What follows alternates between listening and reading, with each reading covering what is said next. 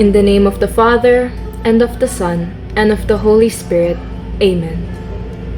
Heavenly Father, we thank you for this new day and for the opportunity to gather as a community through the CSBN portal. As we begin this morning's educational session, we ask for your presence to guide us. Open our hearts and minds to new knowledge and meaningful discussions. Bless our hosts, technical team, teachers, and listeners with clarity, wisdom, and patience. May this talk inspire us to grow, support one another, and strive for excellence in all we do. We offer this time to you, O Lord. May it be fruitful and filled with purpose. Amen. In the name of the Father, and of the Son, and of the Holy Spirit. The grace, love, mercy, and peace of Christ Jesus be with you and all your loved ones. So welcome to our sixth year na po ang the CSBN portal, and we are now on the segment entitled Let God's Word Guide Us. No? I am Sir Paul Barbasa Pulintan, and I am the principal of Colegio de San Bartolome de Novaliches. And before we start, we would like to express our sincerest gratitude to our Almighty Father, and of course our patron saint, Saint Bartholomew, and Our Lady of Candles for providing us the grace to be celebrating the 6 years na po, no? 6 golden years ng the CSBN portal. a social media innovative platform where we continue to teach and learn and evangelize because CSBN is a Catholic school, one of the evangelizing arm of the church in the Diocese of Novaliches. So for our episode today, especially our learners, uh, may I call your attention on the Gospel of Luke chapter 2 verses 2 and 3. And the scripture says, this is taken from the Bible Diary, Christian Community Bible version. The harvest is plentiful, but the workers are few. So you must ask the Lord of the harvest to send workers to his harvest. Courage, I am sending you like lambs among wolves.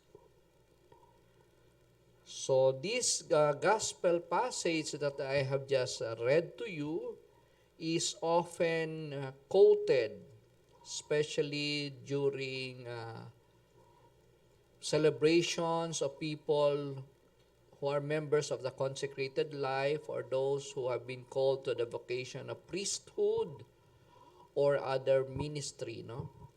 And it brings us to the idea that the God we are worshiping is a God of abundance, an abundant God whose blessings, goodness, and limitations and power are limitless, no? Sobrang masagana, ika nga, no, sa Filipino, the abundance of God. So therefore, we have to recognize na as we pray, always take into consideration that the God whom you are worshiping is an abundant God. No? He does not want anyone to be poor. In fact, He is so rich, He wants everyone to be rich. But yung richness niya is not material. No?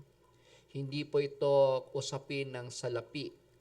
It's more of the richness and the bounty of life itself. However, ang ating pag-uusapan dito is yung mandate niya na to pray for workers so that there are few workers kasi and the harvest is so plentiful. So may I focus your attention especially sa mga learners, special mention po sa grade 7 Fear of the Lord. So ang ating value na pag-aaralan dito is the value of prayer. Pagdadasal, no? Prayer is conversing, spending time with our God. So in psychology, there are levels of relationship, 'di ba? Meron tayong intrapersonal, your relationship with yourself, and then interpersonal, your relationship with other people, and then metapersonal, your relationship with God. And of course, the angels and other spiritual beings. So, 3 levels of relationship yan. Personal, interpersonal, and metapersonal. No? So, wag nating kalilimutan yung metapersonal relationship. Our obligation, our duty, and we owe it to our life to be in constant communication with our Creator. And in this particular verse, our Creator is telling us na we should pray for workers because the harvest is rich but the laborers are few. Okay. So ngayon, anong klaseng pagdarasal? Magdadasal tayo na sana palaguin pa, pasaganahin ang mga naglilingkod sa Diyos. So let me now distinguish. There are 2 kinds, no? Magkakaiba po. Iba yung doing God's work and working for God. So magkaiba yan, ano? Maraming tao, marami silang mga paglilingkod sa simbahan, choir, lector, commentator, sacristan, server, Eucharistic minister, or those engaged in services. These are working people for God. Walang masama doon. Pero iba po yung doing God's work. Yun ang mas malalim. Doing God's work entails prayer, discernment, at following the promptings of the Holy Spirit sa atin. So magkaiba po yun. May mga taong naglilingkod sa simbahan kasi type nilang maglingkod. No? Yung iba naman, sad to say, ginagamit ang simbahan. Yung pala may political agenda tatakbo sa kampanya. So magkaiba po yon. So tayo, ang hinahanap nating pinagdadasal natin na kailangan is to pray so that there will be people, many people who will do God's work. Okay? And we pray that sana we can open our hearts kasi baka God is calling us to do His work. And lastly, sa students, don't ever doubt, God's work includes studying very well because God expects you to be a learned disciple. Thank you so much for listening, and may God bless you and all your loved ones. We're here to bring you an exciting look at the recently held Leadership Skill Training Program, The Heart of Leading. This one-day training brought all together the class officers for a full day of learning, fun, and leadership development. The event started off with an energizing icebreaker and a fun game of human bingo, helping everyone to feel at ease and ready to lead. The theme, forming disciples to become good and productive leaders. And what makes a great leader? Heart. You got it. Heart stands for humility, exuberance, amiability, respect, and trustworthiness. These values are what our school is all about. From understanding real-life situations, learners were given practical ways to live out these values. And explored how to build strong relationships and develop campaign strategies for student government, preparing them for leadership roles this school year. Acting out real-life scenarios made the experience extra fun. Learners were able to create scenarios like conflict mediation and handling tough questions from peers. Of course, no training is complete without great conversations. During the break, new friendships were built. After a full day of learning, the students wrap up with a discussion on campaign procedures for this school year.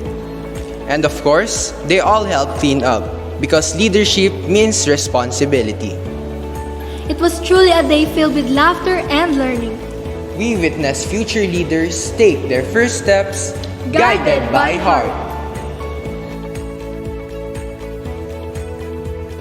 This is Zach And Zoe, bringing you serving you and giving you the latest updates of school year 2025 to 2020. Welcome back sa ating programang Usapang Pagpapahalaga. Magandang araw po sa inyong lahat. Bago natin umpisahan ang ating second segment ay mayroon po akong panauhin. No? Ngayon tayo ay magkakaroon ng isang mahalagang talakayan tungkol sa paksang accountability o mapanagutan na may partikular na perspektibo dito sa ating paaralan. No? Sa panahon ng mabilis na pagbabago at pag-unlad, no? Ang pagiging responsable sa ating mga tungkulin, lalo na sa larangan ng edukasyon, ay nagiging higit na mahalaga. Di po ba? Agree po ba kayo lahat? No? Ang accountability ay hindi lamang isang simpleng konsepto, ito ay may malalim na epekto sa ating mga estudyante. No? Ito hindi lang estudyante, kami pong mga guro, at lahat po ng buong komunidad dito sa ating paaralan, no? So sa susunod na bahagi ito po, no, ay pakinggan natin ang mga pananaw, no, ng ating panauhin na tiyak na magdadala ng kaalaman at inspirasyon sa usaping ito, no?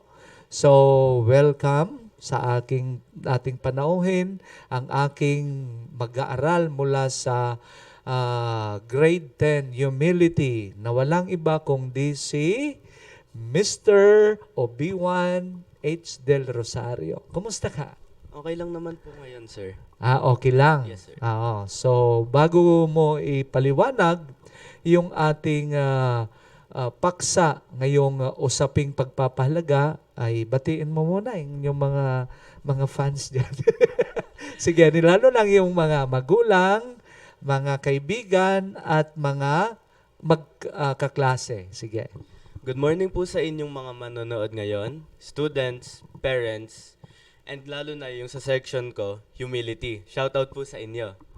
Ngayon, simulan na po natin ang ating discussion. So, may hinanda po kaming value ngayon na galing sa DepEd Performance Standard. At ang value na yon ay ang pagiging mapanagutan, or sa English, accountability.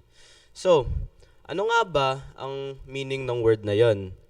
Ang accountability or mapanagutan ay kung saan ikaw mismo ang responsable para dun sa actions or decisions mo. Kunwari, may ginawa kang action or may napagdesisyonan ka recently, tapos may ibang naapektuhan. Be it good or bad, kung ano man yung effect dun sa tao na yon, ay ikaw ang responsible. Ikaw ang accountable para dun.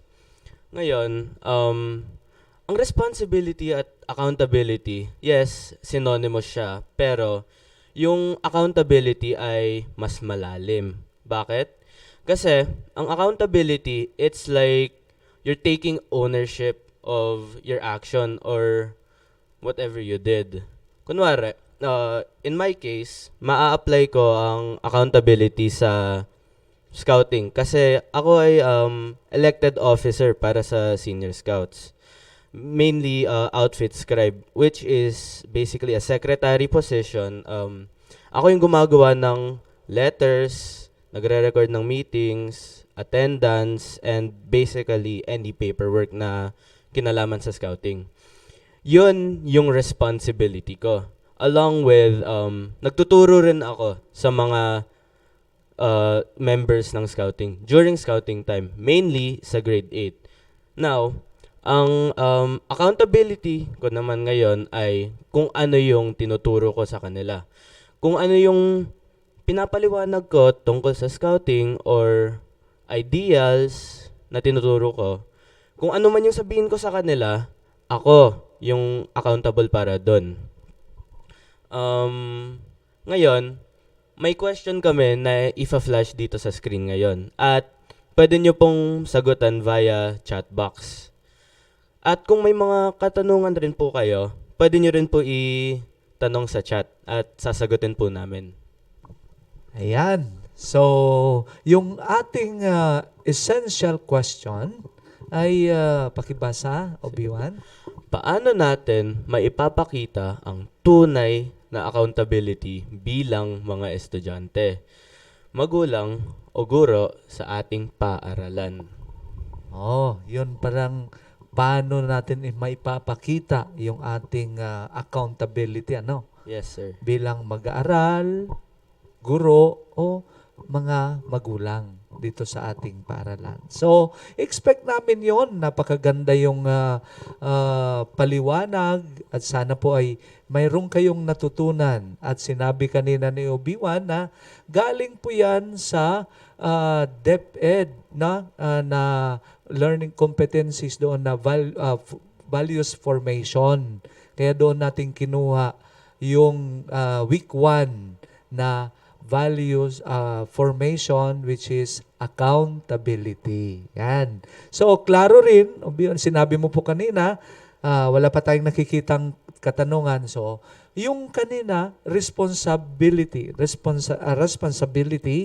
tapos may binanggit ka, yung akala mo parihas yun, pero magkakaiba. Responsable ka, dapat mayroon coupled with ownership, owning.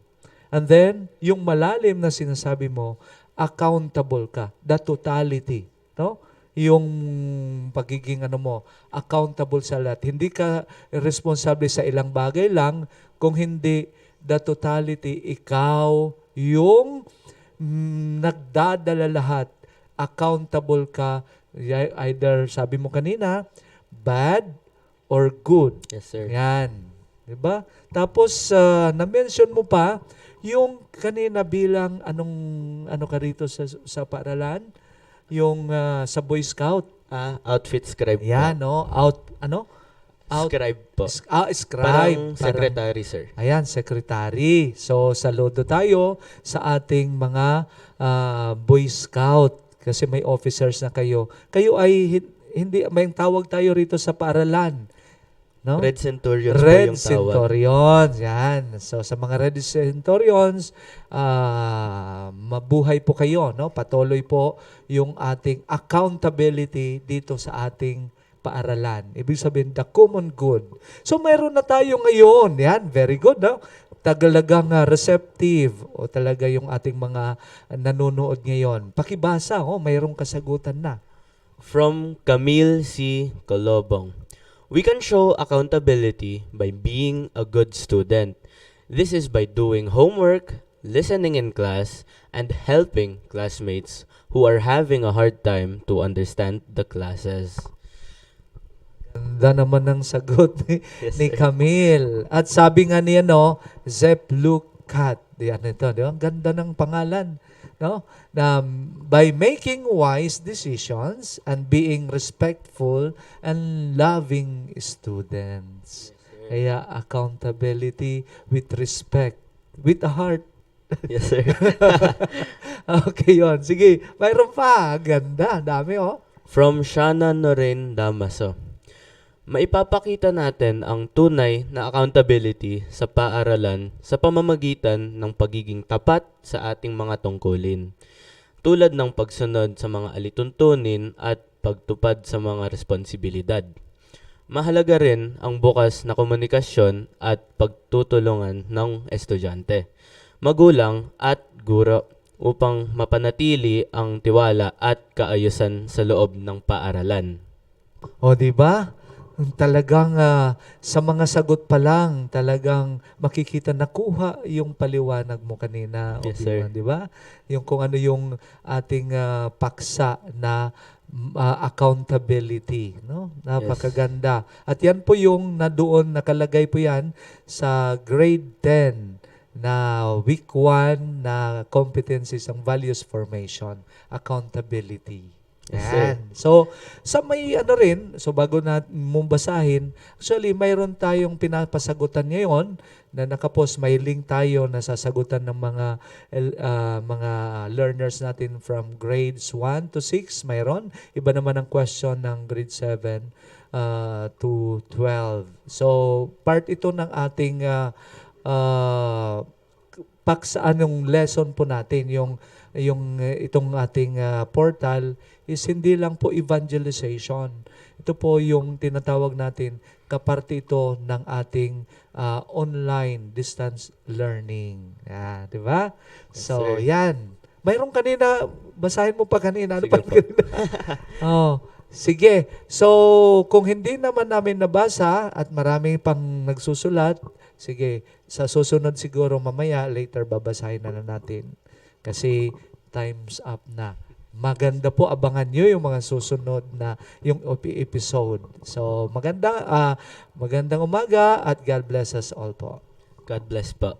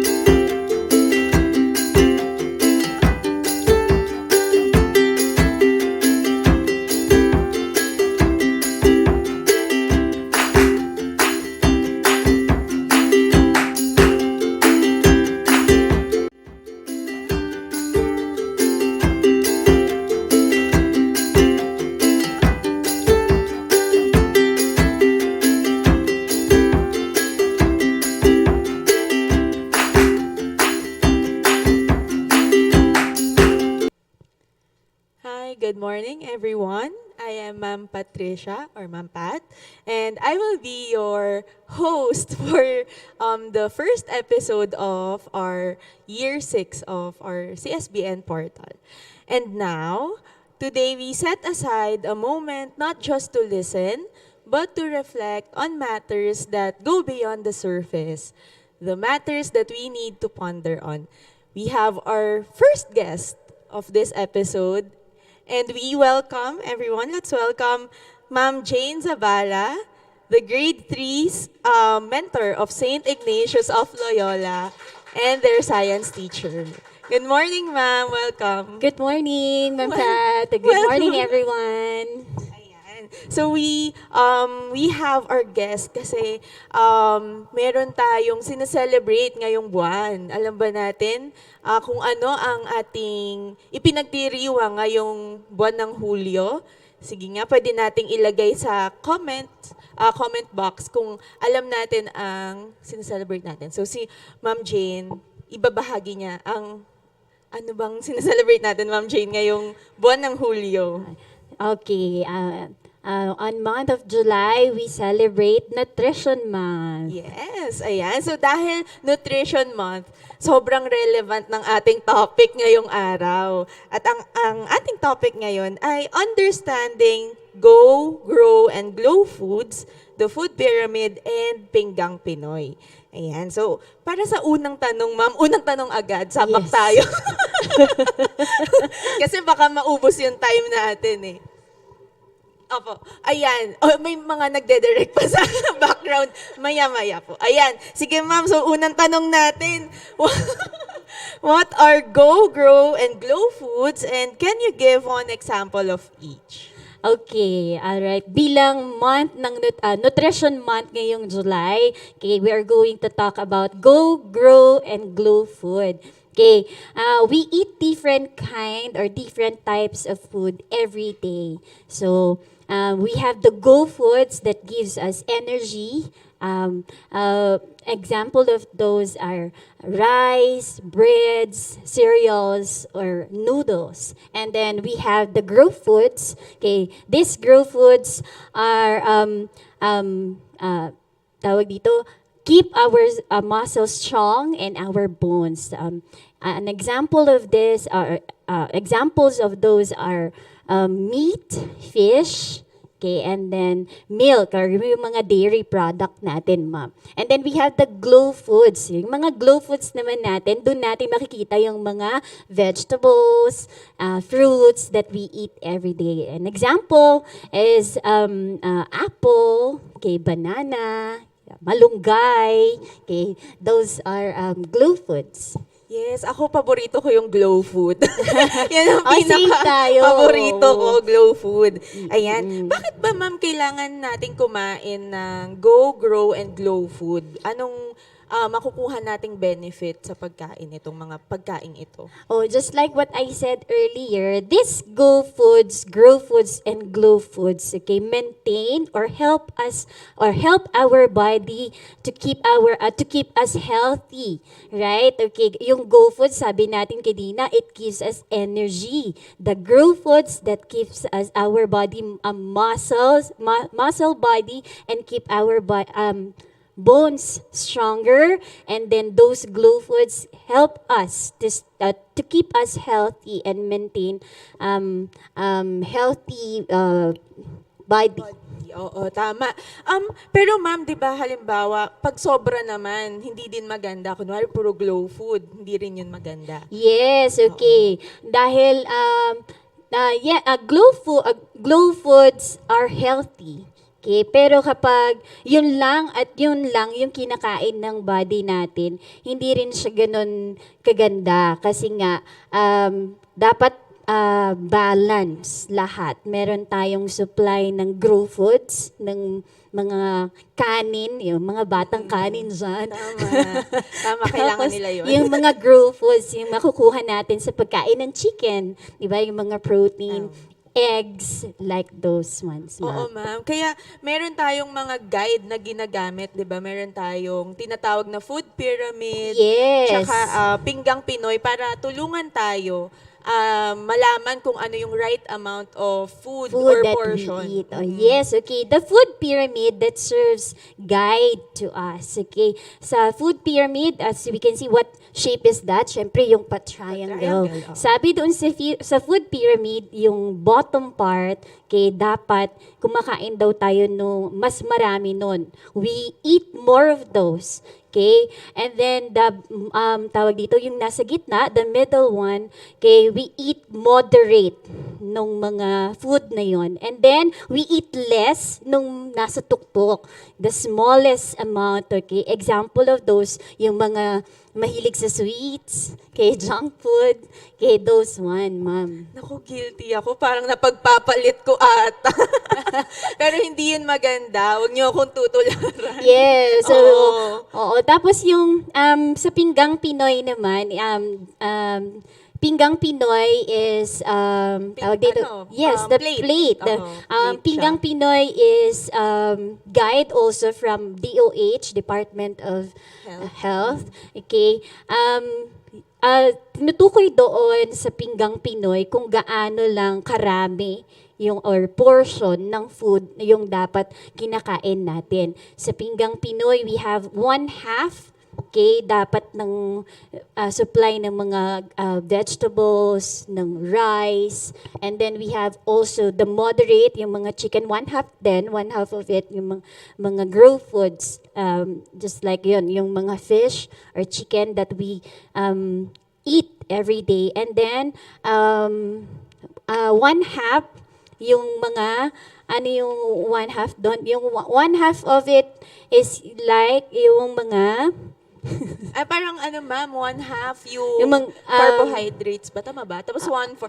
yeah, Oo, 1/2 of it is yung mga glue foods. Okay, yung glue, mga okay. fruits, yan, yung mga vegetables that we eat. And also dapat umiinom tayo ng tubig. How many glasses we drink? 7 to 8, 7 to 8 glasses of water every day. Yan. And or we drink milk also, ma'am. That is healthy also to keep our body healthy. Oo, kailangan talaga din natin yung pag-hydrate sa katawan. Lalo na ngayon, ang init-init ng panahon. Oo, uulan. Uulan, Oh, mainit. ang kulit nga nung panahon natin, kalahati summer, kalahati tag-ulan.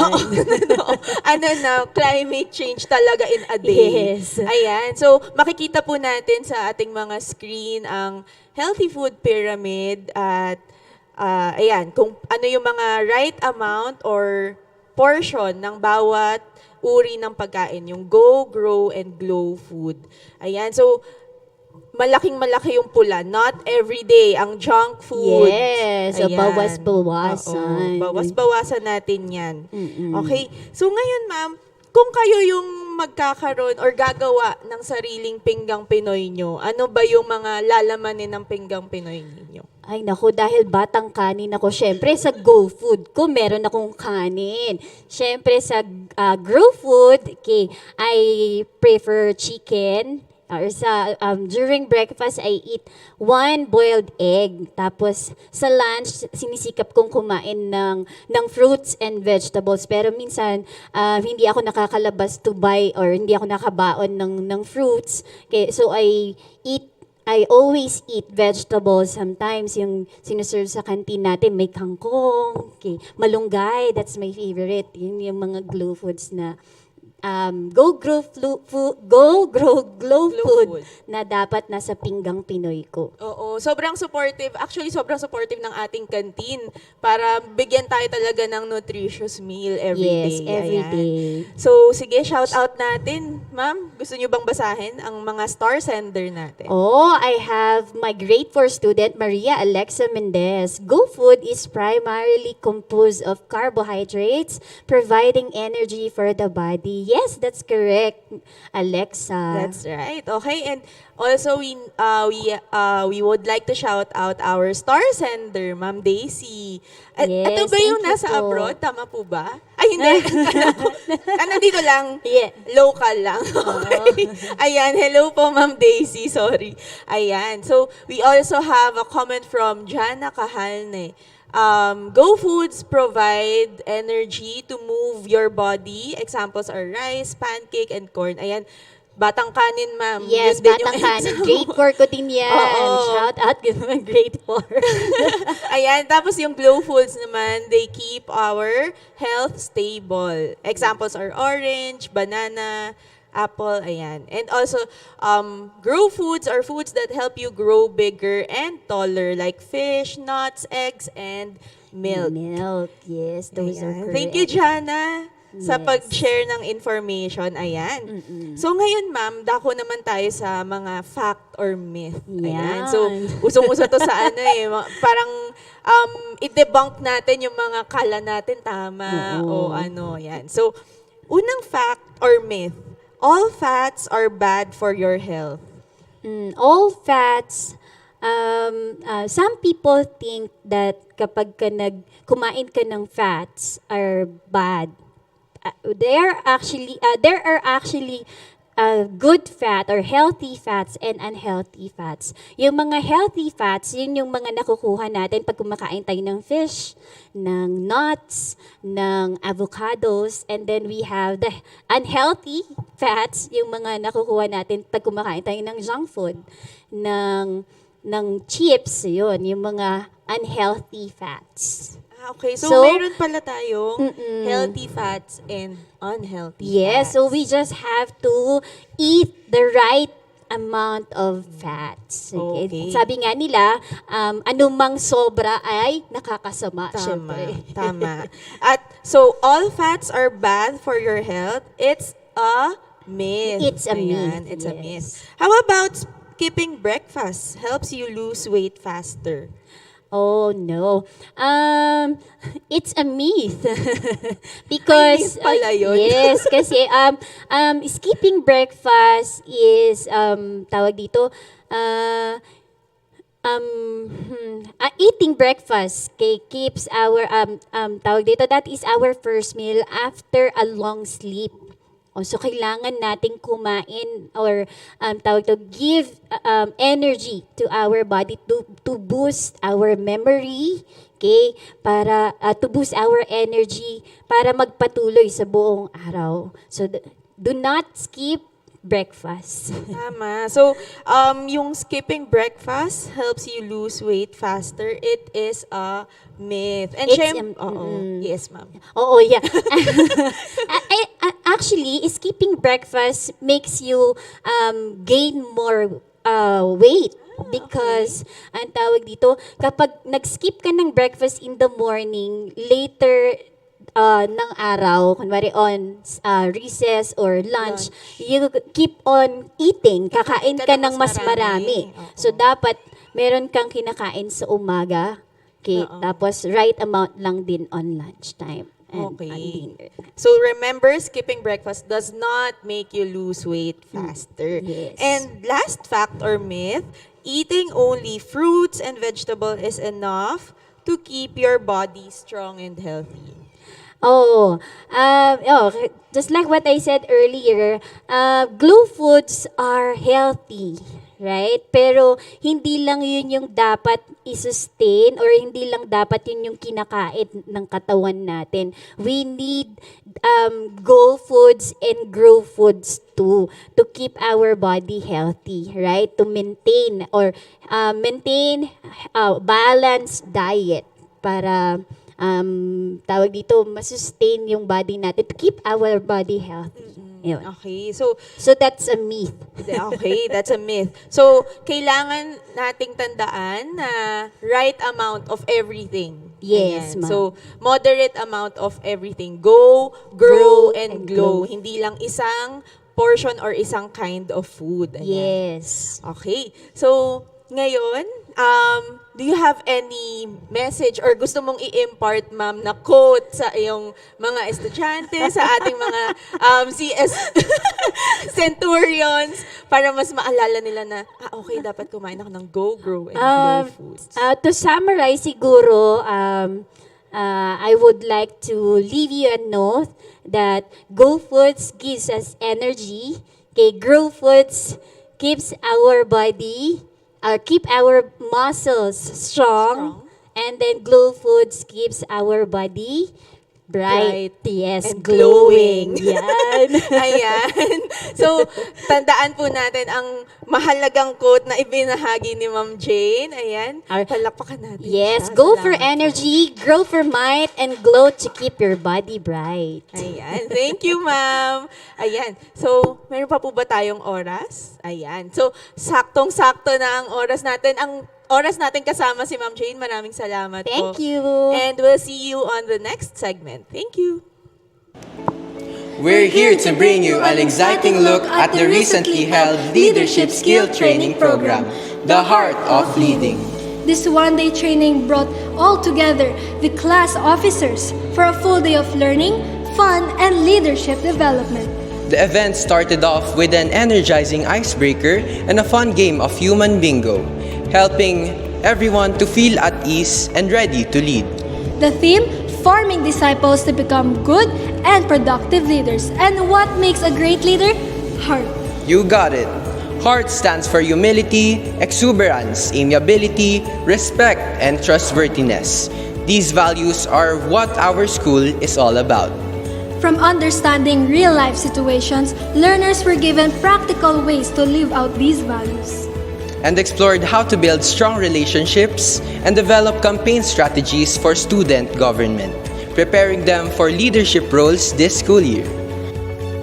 Acting out real-life scenarios made the experience extra fun.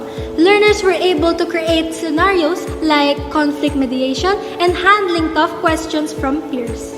Of course, no training is complete without great conversations. During the break, new friendships were built. After a full day of learning, the students wrap up with a discussion on campaign procedures for this school year. And of course, they all help clean up because leadership means responsibility. It was truly a day filled with laughter and learning. We witness future leaders take their first steps guided by heart. This is Zach And Zoe, bringing you serving you and giving you the latest updates of school year 2025 to 2026.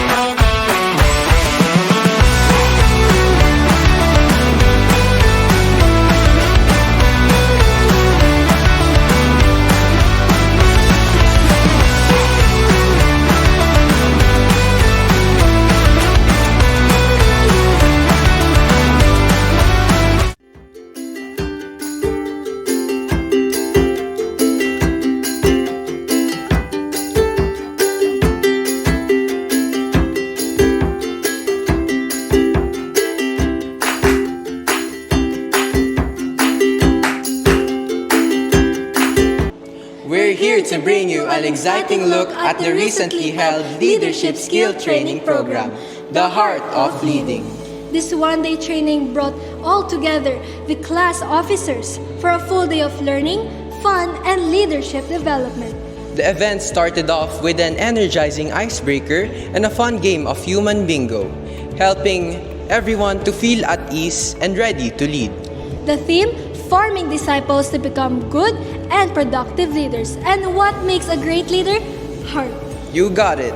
HEART stands for humility, exuberance, amiability, respect, and trustworthiness. These values are what our school is all about. From understanding real-life situations, learners were given practical ways to live out these values. And explored how to build strong relationships and develop campaign strategies for student government, preparing them for leadership roles this school year. Acting out real-life scenarios made the experience extra fun. Learners were able to create scenarios like conflict mediation and handling tough questions from peers. Of course, no training is complete without great conversations. During the break, new friendships were built. After a full day of learning, the students wrap up with a discussion on campaign procedures for this school year. And of course, they all help clean up because leadership means responsibility. It was truly a day filled with laughter and learning. We witness future leaders take their first steps guided by heart. This is Zach And Zoe, bringing you serving you and giving you the latest updates of school year 2025 to 2026.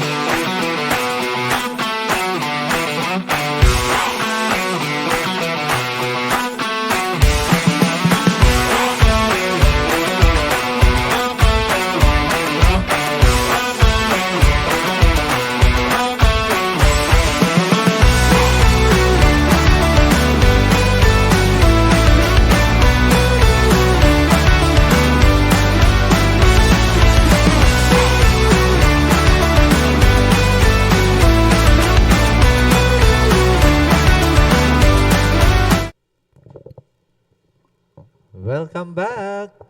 Welcome back, sir. Welcome back, Sir Paul. Welcome back, ano? So, yung ating bagong Yeah. And MC ba tawag doon?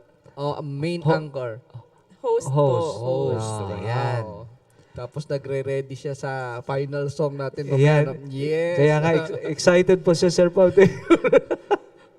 Okay, so again, we would like to announce na sixth year na po ang the CSBN portal, and we thank God, Our Lady of Candles, and Saint Bartholomew for guiding us, for helping us to sustain this special program of Colegio de San Bartolome de Novaliches, no? And ang exciting is this year, we will try our very best under the leadership ni Sir Perry, who was the one who conceptualized this program, na ililink natin yung the CSBN portal with Radyo Maria Philippines, bringing Christ into your home. Di ba, Sir Perry? Yes po, Sir Paul. Yan, tamang-tama kasi dito si Miss Pat. Kasi doon sa boat na ano na yan, may kantahan moments yun, ano? Yan.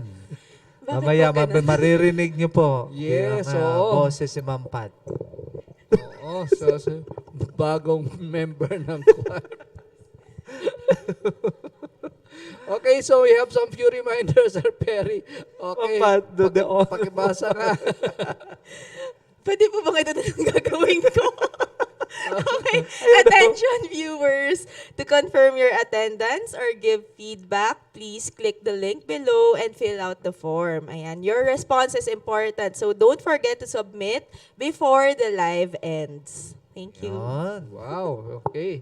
So kaya pala nagtataka ako, Sir Perry, kanina nung nagsasalita si Ma'am Pat, sabi ko, saan ba tumitingin to mga to? Yung pala yung camera natin ay kulang ng pihit. Kasi tumitingin kayo sa kanan, sa TV pala kayo tumitingin. Anyway, sige. So do we have other announcements? Of course, Sir Perry, yung, what will happen sa July 4? Okay, this coming Friday is our first Friday Mass for the Wow. month of July. Yan. And the first for the school year School year 2025, 2026, no? Yun. Opo. Tas, Anong oras, Sir Perry? At 8 o'clock po, sir. Okay, Mayroon po tayo. saan gagawin? Sa gaganapin natin sa San Bartolome de Novaliches Parish po. Yan. Okay. Sino magpa-preside ng ating Mass, Sir Perry? Ay either si Father Harvey or si Father Bon. Mamaya malalaman po natin para titingnan natin okay. doon sa kanilang ano po schedule po sa parish office. By the way, Sir Perry, di ba si Ma'am Pat ay very active din to sa San Bartolome de Novaliches Parish? Tama po ba? Yes po, sir. Active Ano ba na siya? active po sila, pati yung mother niya. At siya Wow. ngayon kasalukuyan ng ating Parish Pastoral Council Secretary ng San Bartolome Parish. Wow, talaga naman. Ah, Kala ko sa choir ito eh. Hindi po. Nagle-lector Kaya po din sana, po siya. huwag niyo po akong pakantahin. Ako po, nagle-lector din po. Yan, ako. lector. Yan. Then we would like also for you to send stars, no? Meron po tayong star sending program kasi ang ating CSBN portal is a public program, ano? And meron na po siyang because of the number of viewers, thank you for your support. Even those abroad, no? Sila Ma'am Imelda Makawili. Yes. We continue to pray for you and your partner, si Sir Arth, Arthur. no? And those who are also in other countries viewing us on a different time kasi iba yung kanilang time zone, no? Ayan. Si Ma'am Daisy din kanina ay nangangamusta si Ma'am Daisy, no? Star Star Center. Center natin. We si would Ma'am like to Daisy. also thank you for continuing to support us and we also support your business. Hindi lang namin alam ni Ma'am Pat and Sir Perry kung ano ba yung nininegosyo mo, kung Go, Grow, o Glow Food ba yan? Ano? Di ba, Ma'am Daisy? Busy si Ma'am Daisy. Hindi natin alam kung ano, Go, Grow, Glow ba yun? Yan. Okay. So meron tayong another announcement, Sir Perry. Galing, mainit-init. Galing sa mga major TV stations yan. Anong... Okay, una, this coming second Sunday of the month, ay mayroon tayong mass sponsorship na dito sa ating community at 10 a.m. Anong Yan. petsa yan, sir? July 13. July if I'm 13, mistaken. Sunday. Anong oras? Sunday, alas 10 ng umaga Wow. sa San Bartolome Parish. So, ang ating sponsors doon, same as the first Friday, mga grade 7 learners and teachers. Very good, no? Mga grade 7, no? Yung mga fear of the Lord, Yan. required natin attendance ha. Check ni Sir Paul. Okay, and other sections also. And then we have the Mass of the Holy Spirit on... July 25. Yes, sino ba ating Bishop, Ma'am Pat? I-confirm din po natin sa parish officer. Okay. Sige. So, Friday yan at wala pang oras? Wala pa po. I-confirm na lang natin, sir, and then maybe we can disseminate our information to our learners. Yan, Okay. very good. Then on July 19, Saturday, we also have a very special announcement. Meron po tayong mga orientation for the parents ng grade 7, no? Required po kayo, especially if your child, your son or your daughter is a grantee ng Education Service Contracting under the Fund for Assistance to Private Education, no? So yung nakakatanggap po ng grant at may sticker po o bibigyan pa ata kayo ng sticker. Meron po kayong orientation sa July 19, 8:30 in the morning ito, and we will be announcing kung anong classroom probably sa Simplicity ata ito o sa Charity on third floor ng 2010 CSBN building. Okay. Tapos meron pa isa, Ma'am Pat. Grabe, ang dami nating mga announcement. Sige, ano naman yan? Opo, we have our opening of the 20th RCBNES Sports Tournament on July 19 also, sir. Wow, very exciting. Jam-packed yung Oo. araw natin. Mukhang player ka ata, Ma'am Pat, ano? Player ka rin ba? Cheerleader lang po. Ayun, meron Mayroon na volunteer. Pep squad, kasama to ni Ma'am Ma'am Sophia. Sophia. Tuturuan natin, Sir Perry, no? Yung ano ba yun? Kimian yung gagalaw, tapos may mga Opo. pom-pom-pom, ganyan. Okay. The Pep squad. The Yellow Centurions, yung pala, Yan. no? Yes, si Ma'am Pat yun. Okay. So ano pa, Sir Perry, meron pa ba? Mga announcement, ma'am, sa ating directors. By the way, we are so grateful sa ating directors, no? Napakatindi po ng ating mga directors, especially si Ma'am Charmaine, tapos yung ating technical director, si Sir EJ, tapos si Ma'am Charlotte, ano? Talagang masusungit ito pagka nagre-remind sa amin ng mga oras, pero very, very hard working po yan sila. Tama. And mayroon silang program na advertise with us. Kasi may purpose yan. Bakit, Sir Paul? Oo, sige. Kasi kung makikita paliwanag mo, nyo, sir. Sige. bakit tumitingin kami dito sa kanan? Yes, akala ko sa pinto Kasi eh. nagpapa-advertise kami, baka naman may mga gininto ang puso po kayo. Yes. Mga nag-star sender, yung kahit papano, pagsamahin natin yan para maganda po yung ating camera. Yan. Okay, yes. Yan no? yung purpose po natin. Magpa-fundraising pala ang Magpa-fundraising. CSBN portal kasi nangangarap si Sir Perry na minsan pumunta kami sa isang publishing house, yung camera sumusunod sa movement ng host, no? Kung Yan. sino man yung nagsasalita. Automatic AI na ata yun, Sir Perry. No, artificial intelligence yung camera na yon. Okay. Yan. At i-claim natin, Yeah. makakabili tayo within this year. Yan. Yes, Let's okay. manifest. Yan. Advertise your Advertise. business with us. Kagaya mo, Ma'am Daisy, sabihin mo sa amin kung ano ba yan. Go, grow, and glow food ba yan? Ano ba yan? Baka isaw yan. Kung ano Yes ba yan? po. Yan. Okay. Tapos, yan. Ano itong Ayan. sinasabi ni Ma'am Sophia? Kasi may kasama na raw siya sa ano. sa Yellow Centurion. Hello po, Ma'am Sophia. And Oo. Si Ma'am Sophia. estudyante po. Wala- Nag-hi sa amin. Kasi po, sir. nag-hi, Oo, okay. ayan. Estudyante Hi, ka. Sophia.